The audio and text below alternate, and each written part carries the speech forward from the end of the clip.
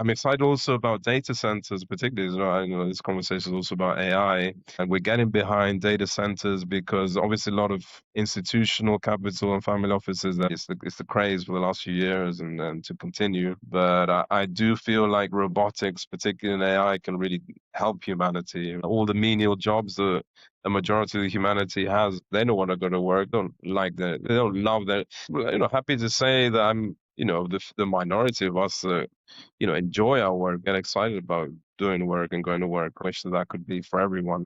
So I think robotics could be able to solve that, and obviously there'll be a major shift in the future work, and people will be training in other things, and there'll be a lot of entrepreneurship, a lot of opportunities in space, but beyond, obviously on Earth a lot too. So Quick favor before we jump in. It always surprised me that a large percentage of people who listen to the show regularly haven't yet subscribed. If you're a commercial real estate operator, investor, or builder who values conversations like this around deals, capital, and technology, please take 2 seconds and hit subscribe. It's a simple, free way to support the show. My commitment to you is that my team and I will continue bringing you higher level operators, stronger conversations, and real execution level insights every single week. Thank you. I truly appreciate it.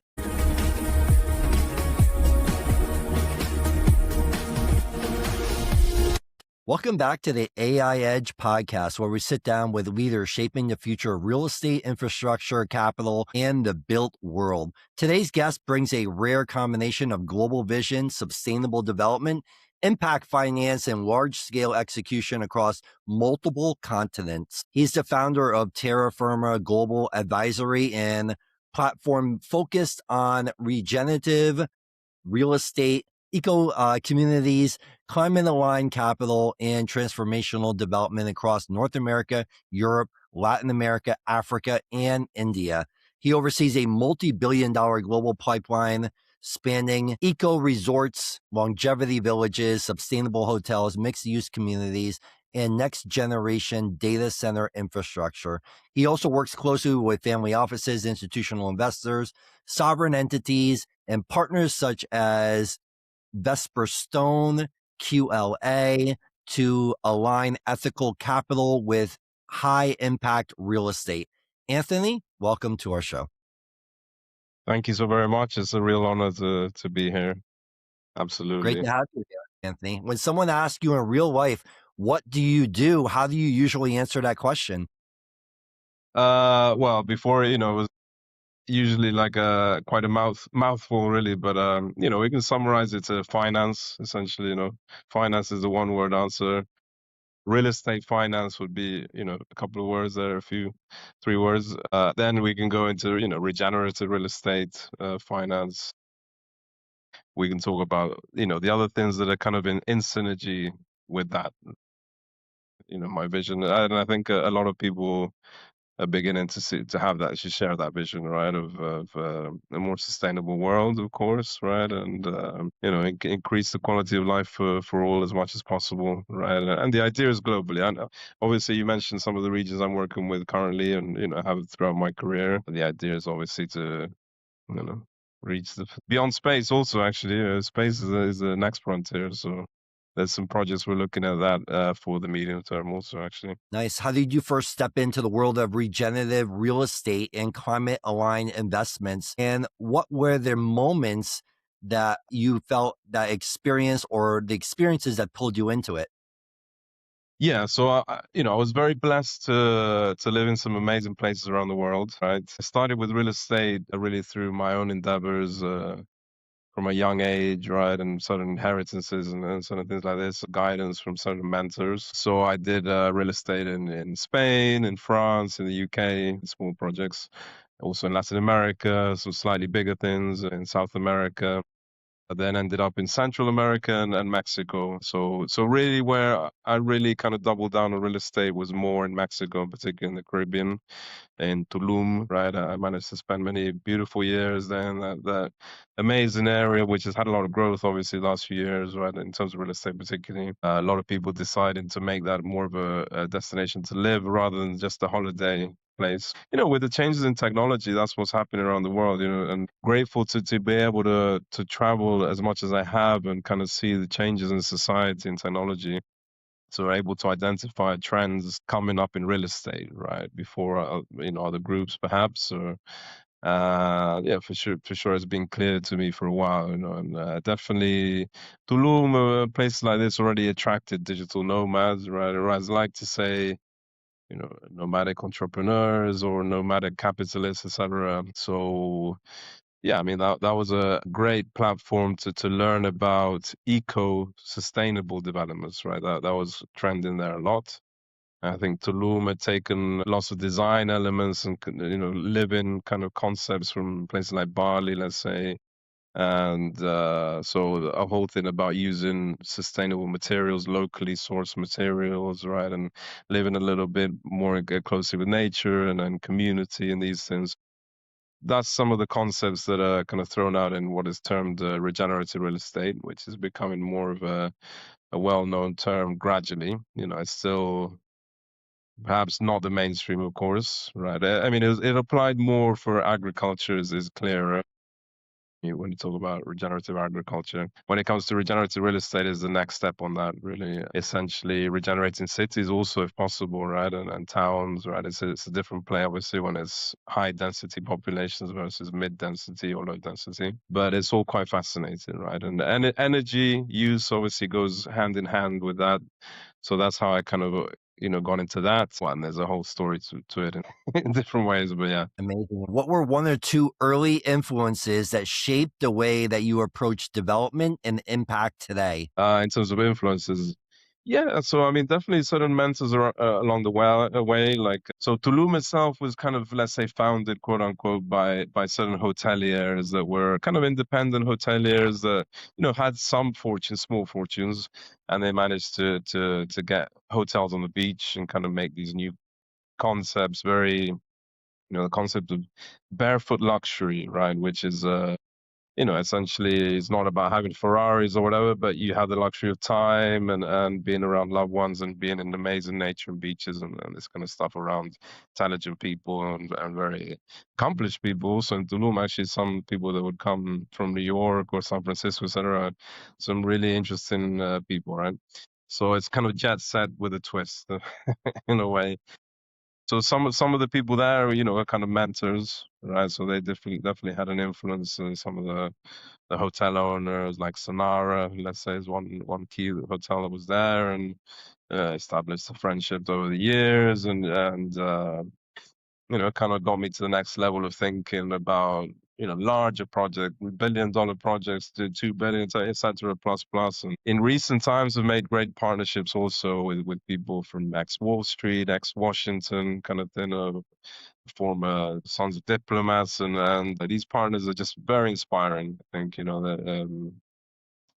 Their experience, right, and their vision. So they really think macro. And for sure, there's a lot of people that you come across in the business world that like to have dreamy ideas and big ideas. But another thing is those that actually can execute on them, right, or that have a track record. So it's definitely such a privilege to work with some of those, right? Um, yeah. And other business partners that have told me things are more in just the general human nature kind of closing deals, the importance of the dynamics of that. Yeah, because there's always a human element to that, right? That's the key, no matter what the project is or the industry. Amazing, Anthony. You work across North America, Europe, Latin America, Africa, and India. What are you seeing globally that tells you regenerative real estate is not just a niche, but a major shift? Yeah, well, there's a need. I say, obviously, when I was growing up, it's been a while, but there was the statistics about how most of the human population was going from rural populations to urban, right? And so what that meant, obviously, in the whole, in terms of construction, obviously, but resource management and energy and etc. Right, and in terms of culture, right, how that would affect different cultures locally and in each country and each city, etc. So the trends we see with my business partners and and other associates, like now, because just as we're having this conversation now, like most of my day is also online. Of course, I have very few in-person meetings. And I dare to say, like, even, I mean, we love the event space. Let's say, like, we're considering going to Davos next week. If not, one of my business partners would, right? Like, we would go. But sometimes, yeah, and it's fun, of course, and it's enjoyable. Events like that, or let's say, Art Basel in Miami or whatever, whichever event, right? You can meet some high level investors, but at the same time, the productivity perhaps out of just working online or focused even through LinkedIn, imagine, right? You connecting with some very high level players, right? And so it's easier to focus right in your own home space or office or whatever, right? So yeah, man, a lot of the time working the way we do through the internet, right, seems to be very productive, very efficient, right? So that means that we can see a lot of people, a lot of the population, the human population in general, kind of adopting this model of working online, right? Right now, it seems to be 2% of the highest estimate of the world population that works online. Right? And that's like a generous estimate. It's probably less, really. So, I mean, it depends which populations you're talking about. Obviously, in the US, there's a lot more. There's a lot of hybrid work now, too. I saw that, and let's say, and observed that in places like London, let's say, one of my bases.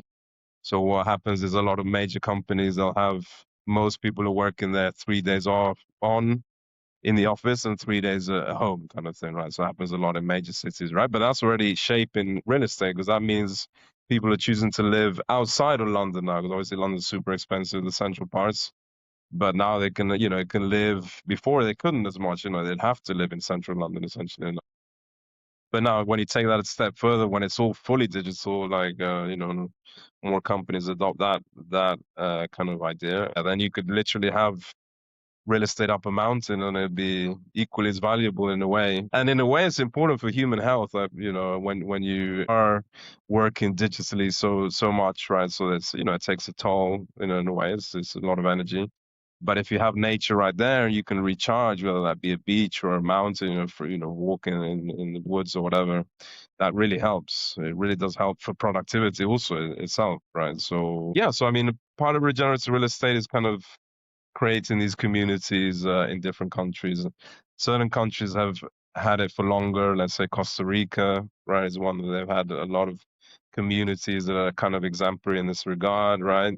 And so yeah, you have access to internet, right? You have good internet and you have all the modern amenities, but you do have a closer access to nature, to rivers, perhaps to community is also very important. So when the times you are offline, yeah, you can share with people you truly appreciate and love, kind of thing, right? And for families, it's great.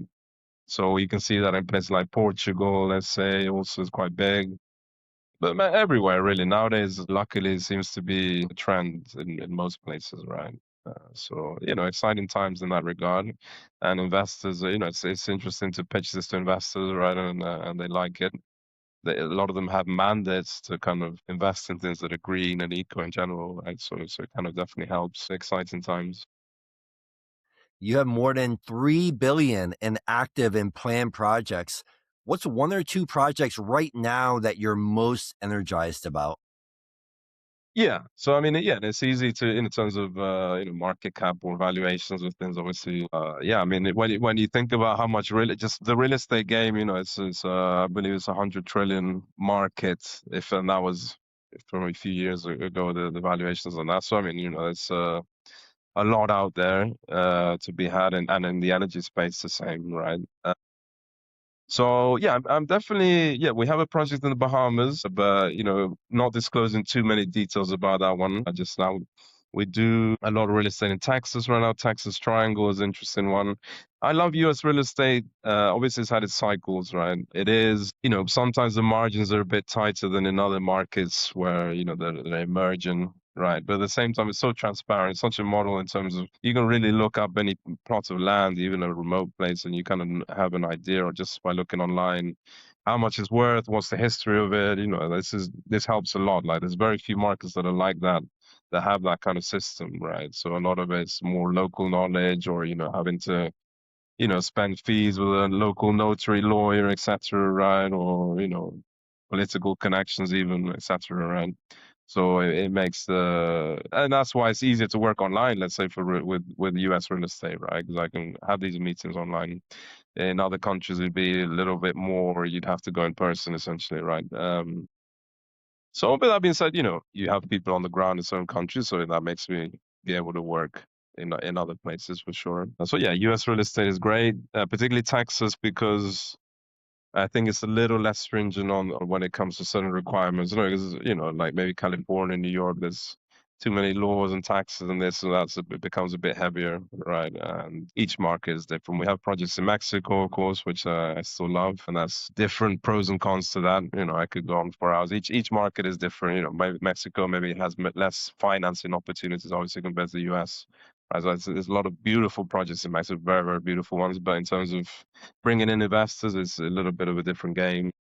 So yeah, I'm excited also about data centers, particularly. This conversation is also about AI, and we're getting behind data centers because obviously a lot of institutional capital and family offices. That obviously it's the craze for the last few years, and to continue. But I do feel like robotics, particularly in AI, can really help humanity. All the menial jobs that the majority of humanity has, they don't want to go to work. They don't like that. They don't love that. I'm happy to say that I'm the minority of us that enjoy our work. We get excited about doing work and going to work, right? So we wish that could be for everyone, right?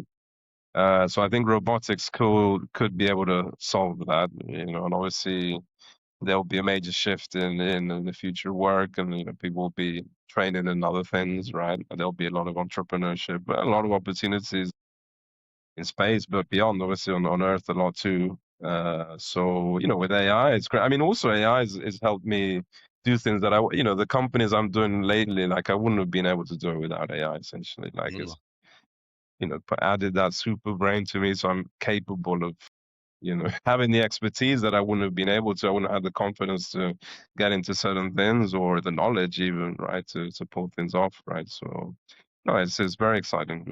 It's amazing, really. And so, yeah, data centers is an important one because that's obviously the backbone of AI and robotics. Absolutely. Anthony, you mentioned data centers. What about eco resorts or longevity villages or EU hospitality? What's standing out to you right now at the moment? Yeah, so exactly. I mean, so we have different mandates, right? And Terra Firma has also made a partnership with Stone Capital, also based in the UK, also based in the US, right, and Europe and Italy, beyond. So yeah, I mean, again, most of what I look at is real estate and regenerative real estate, eco real estate, and about 70%, let's say. But then, of course, there's the data centers and all these other things. Then the energy, right? Energy players that come into that. But when it comes to European real estate, there's a lot of great things going on, of course, in Portugal, as I mentioned, any Mediterranean countries. Another shift we see with regenerative real estate is, people will likely go to jurisdictions where obviously that are tax friendly for, and have, are able to give citizens, good things, and not take a toll on them. But another thing that then I could probably identify is that as we are free to live wherever we want in the world, essentially, as more and more people have that facility, we will likely choose places with nice climates too. I mean, it seems pretty obvious, right? Uh, so I mean, I think that's probably a trend. So we're betting on it when it comes to Europe, more Mediterranean Europe, right?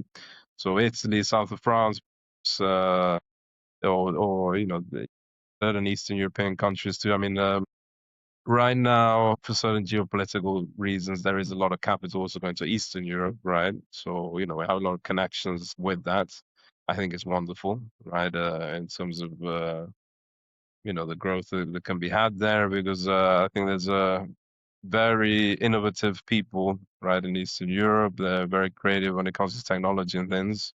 They have throughout the decades of the history, like they've had the formation in terms of studying certain things like IT or whatever. So I think it's prime right now, these areas, to create some excellent energy projects and innovation when it comes to regenerative real estate and these things. There's a lot of capital that wants to go that direction anyway.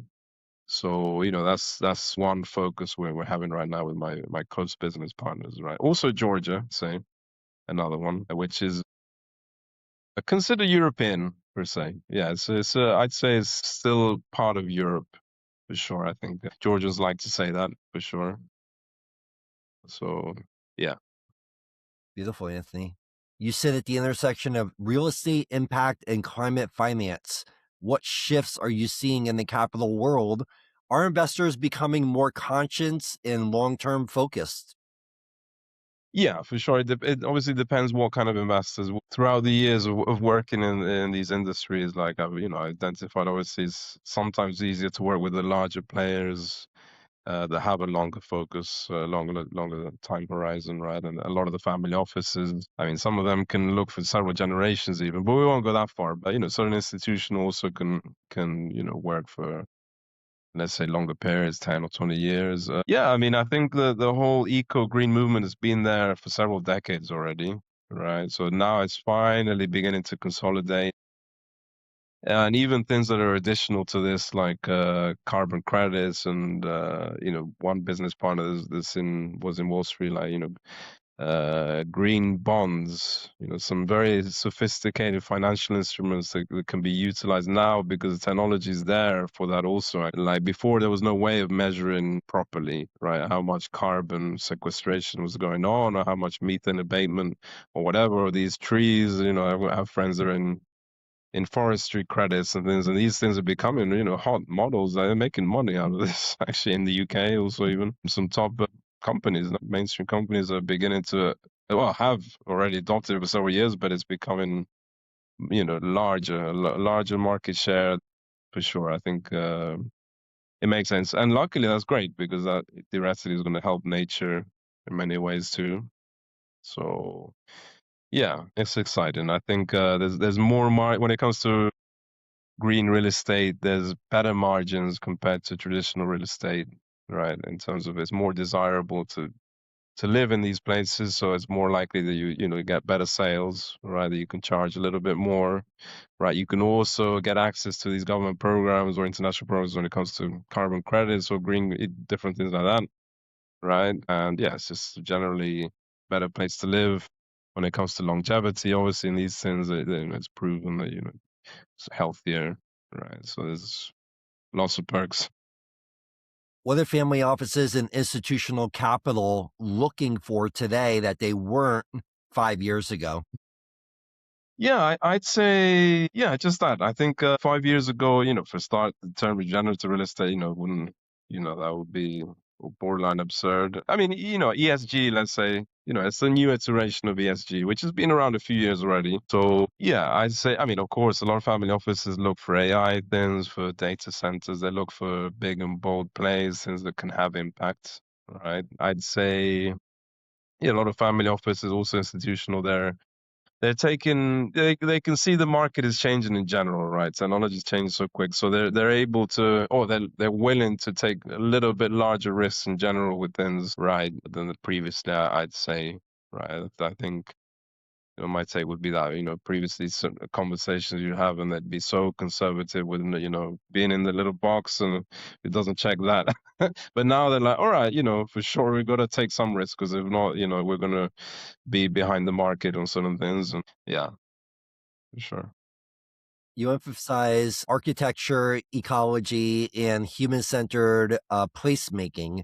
In your view, what does the future of communities look like? And what does the next generation of living in hospitality need to solve? Yeah, so I've pondered about this a lot and kind of embodied it myself by living in different places, right? And seeing the pros and cons of certain things, right? Yeah, I mean, I think, we all need our spaces, right? I mean, obviously people have different preferences for things, but there is for the most part, most people seem to share a lot of things they do like or don't like, right? And so for sure, access to nature is important. beautiful views, right? A good climate, right? And community, and obviously the facilities. We try to promote also like locally produced food as much as possible. So that's part of regenerative also. Like, so if you can have a food forest nearby to supply part of your needs, perhaps not all of the needs, but maybe 40% of your grocery basket, that's already a very healthy. The nutritional value from things that are grown there, right there, is proven is a lot healthier. It's interesting. Also, obviously each place is different in terms of climate and requirements, right? But yeah, when it comes to cities, there's now urban farms and things popping out. There's a lot of work to do, of course. That's why there's the opportunities too, for sure. Also, Anthony, you mentioned the fact that you've traveled and lived all over the world. What are your top two favorite places, and where have you not been that you wanted to still want to go to? so yeah, it's always that's probably the hardest question I ever get asked. Like, what's your favorite place? No, I really enjoy the places where I'm at. I am usually trying to concentrate on them. Like Georgia, I adore for many reasons. There's beautiful nature here, amazing mountains. Batumi itself, has the beach also and the mountains, so it's incredible. And the city. Let's say some places that are always dear in my heart. I'd say Mexico, Tulum. Still, I had many years there, so quite a magical place. So, pros and cons. Certain things are always, depends what you compare it with. But I love that place. I love the Bocas del Toro in the Caribbean in Panama, and that was like an archipelago of islands, very very beautiful. But I mean, it's into yeah. It's a very hard question because I mean I can't really answer. I love Italy, right? Italy is a beautiful country in terms of as a country, and the cities it has, and they mastered the art of living in many ways. I love Spain, of course. No, I could go on. I mean, there's literally many many places for sure. Where have you not been that you still want to experience? Yeah, so there's, I mean, a lot of Africa I really haven't been to. I want to do a lot more. I would love to go to Tanzania is on my list lately. Maybe places like Zanzibar, Mount Kilimanjaro. This is like Georgia's been a kind of Russia experience for me. I was always very curious about Russia. I'd love to go to Russia at some point, but at least there's a lot of Russians living here, so I got to understand the culture a bit. I speak a little Russian. I'd love to go to China, of course. China would be amazing. I spent 8 months in Thailand, so that's the closest I ever got to that. And obviously, it's a very different culture altogether, right? It's a different people. But that's the closest. Let's say, love to go to Japan, of course. Yeah, those are some of the things.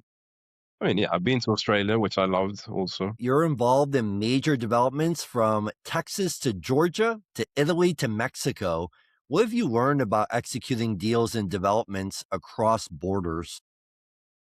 Yeah, so cultures vary a lot, right? As I was saying, like US real estate, for instance, everything is so, clear on, usually transparent online. Not always, but sometimes there's some little hiccups and things, right? But compared to other countries where it's very, very hard to find those kind of that information digitally, or you have to access it through different government offices and different things, right?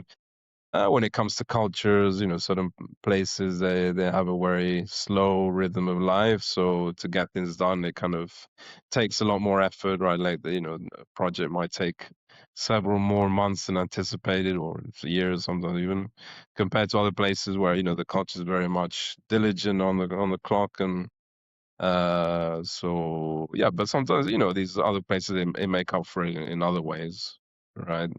So, that being said, things are getting more and more similar. I'd say with globalization, it's compared to, let's say, 20 years ago, 30. I mean, it seems like uh I don't know, even things like Airbnb, for an example. I mean, it's related to. I mean, that Airbnb itself is just one platform, kind of impacted globally real estate in a way. Actually, frankly, when it comes to rental markets, but real estate itself, a lot of real estate was actually built, especially in later years, towards like renting things on Airbnb or whatever.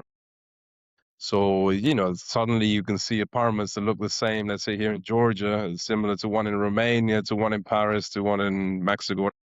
So, it's getting a little more, kind of homogeneous. Yeah. similarity to it. Let's say it's, but at the same time, it's thankfully there's still differences in cultures and things.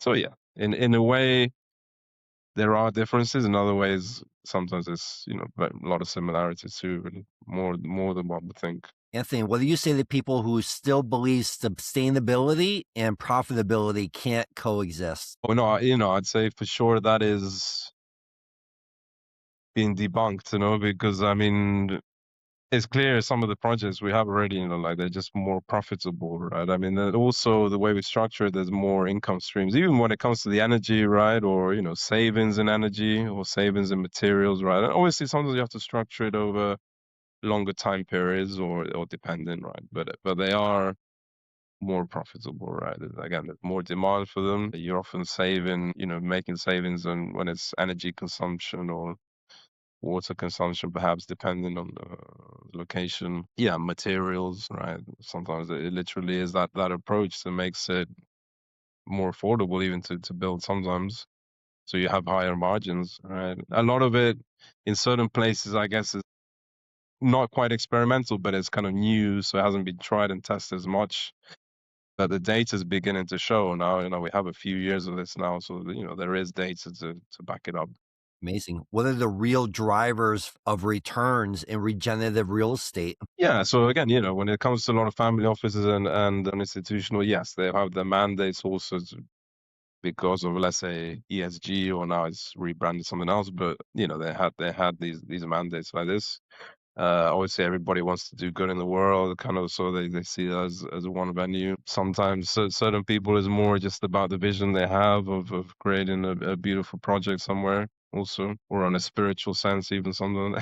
So yeah, Where do you see the biggest opportunities in the next decade? probably space. I think, I think we've got a leeway of a few more years when it comes to regenerative real estate, but I think soon enough, everything will be using that concept essentially. I mean, even in Dubai and places already have green developments that have like gardens in them and have food forests in them. Let's say, they're selling well, so they'll be more in demand in every country probably, or most countries.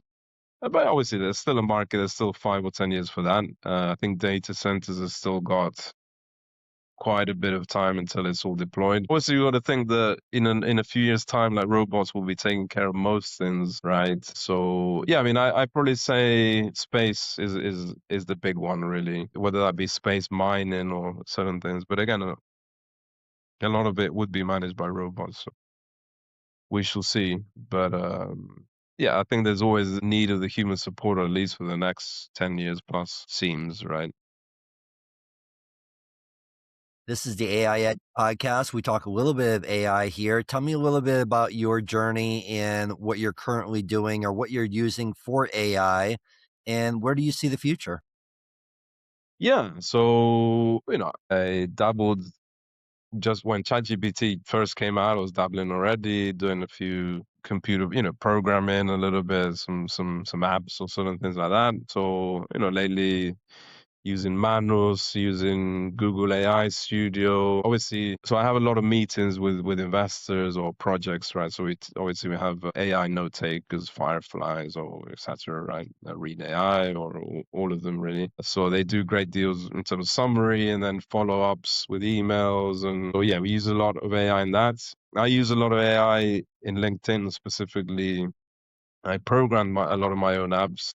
Some apps they're available also, to kind of do the outreach to literally thousands of people. And so it's easier nowadays to get different investor lists or through friends or through different prominent investor friends or family offices, and then you kind of connect to their network. And suddenly, one person equals 100 people, 1,000, very interesting people to talk to. Right?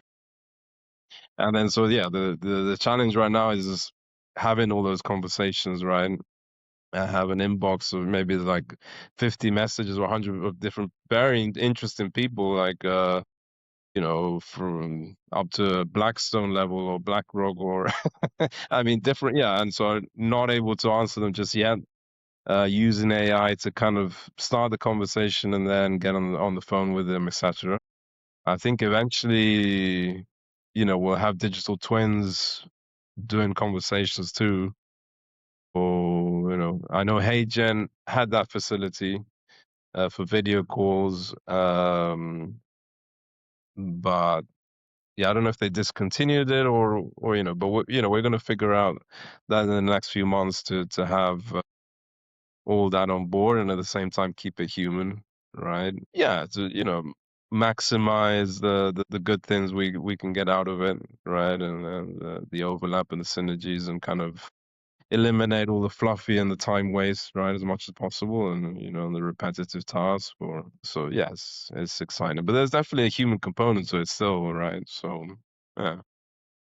Of course. Fast forward 10 to 20 years, when you look at the world of Terra Firma and is helping to shape, what does that world look like? Yeah, so thank you. That's a beautiful question, and yeah, I mean, so we could see a lot of these eco communities everywhere, and people living close to nature, right? But at the same time, and in community, right? And being able to travel wherever, whenever they want, and see all the rich heritage of the world and the history, and but at the same time being connected with technology, right? And so having access to the world essentially through technology. Yeah, most of the small problems that add up in terms of processes, right? Whether that be planting your own food and then harvesting the food and then delivering it to the supermarket wherever, and then to your house and then cooking it. So these will be automated in general, right? I see, but if you mix that with living in nature to capacity, I mean, so that kind of hybrid vision of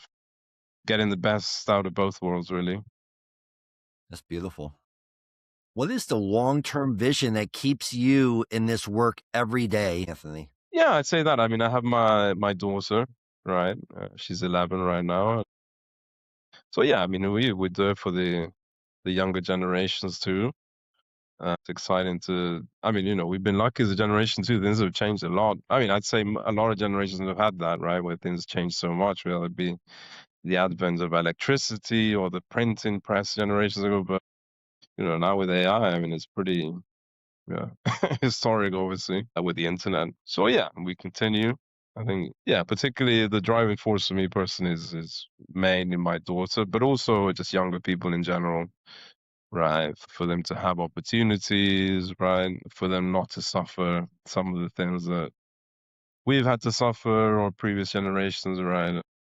And we continue, and I'm positive it's getting better, right? Despite all the hiccups, but Nice. Anthony, let's talk to our listeners a little bit, our audience. If someone listening out there wants to start out and do what you're doing, what's your best advice to get started? let's see. I mean, so yeah, I mean, maybe the cliche, if you can kind of follow your journey a little bit, it's important to explore. I'd say travel a lot, speak to the right people. Right, I think a lot about getting ahead in life. I found is speaking to, being in the right rooms. I say, but that can nowadays with the internet, you can just do it by connecting with the right people and having conversations with the right people, and not getting caught up in the small mindedness, right, of certain things or certain limits and beliefs. Right, sometimes it's hard to get out of those limiting beliefs, right? Until you find, something that expands your view. You won't be surprised, how many people are willing to give opportunities to others that have the capacity to do so, right? When it comes to wealth or other ways of giving opportunities, such as yourself. Thank you. So yeah, getting out there and meeting lots of people and seeing different perspectives on the world. So building those relationships. Yes, relationships are key. Obviously, the follow-ups and another cliche of following your heart. I mean, in a way, like you got to enjoy what you do too. Right? If you have a bad feeling about certain things you're doing or certain people you're around, then it's not going to be sustainable either, right? So you want things that bring you joy, right? To be around business partners that bring you joy, business endeavors that bring you joy, right? And so you can feel it out a little bit also. Yeah, for sure. Amazing. Anthony, this has been powerful. Before we wrap up, what's the best place for people to follow you your work and learn more or even get involved? So yeah, on LinkedIn, Anthony Sandoval, Terra Firma is terrafirmaglobal.com or vesperstone.com also. Excellent. Vesper Stone, tell us a little bit about that. So Vesperstone, yes, is very in honor of working with Gabriel Saba there. He's the founder of Vesperstone. So his background is more in the VC space out of San Francisco. He had a career also in the UK. So, I bring more the expertise on the real estate side, and he brings it more in startups, in tech, and different things, right? So, yeah, we're working very closely together on many projects. Anthony, where do you find your leads or where do you find your lead generation? Yeah, so yeah, I'd say it's 50-50, right? So 50% would be mainly through LinkedIn, right? And so, develop some pretty sophisticated automation tools. So, we start with some very high quality leads to begin with, right? Whether that be high net worth or family offices or VCs, right? Or certain startup founders, right? Projects, right? In different very promising sectors. Then obviously it's a process after that to go through certain criteria. The ones that are more responsive, obviously, also focus on those, right? That are winning in their cycle to kind of collaborate. So that's 50%, and then the other 50 is more just old school in person through recommendations or through friends, right? Or different investors. Excellent. And do you also capital raise or do you have a fund or how are you funding these projects? Yeah, so yeah, all of the above there, mainly through Vesperstone Capital now, as they have a chaperone agreement to raise capital, right, in the US and beyond, right? Through so have other partnerships also to raise in different parts. I'd say a lot of US capital for sure. We also have family offices in Europe, some in the Middle East. Amazing, Anthony. Thank you very much for sharing your perspective and the work that you're doing around regenerative development and impact finance. This has been the AI Edge podcast. If you'd enjoy this conversation, share it with someone who's thinking about the future of real estate, sustainability, and conscious capital. We'll see you on the next episode. Thank you, Anthony. Thank you so very much. It's been a real treat, a real pleasure. Thank you.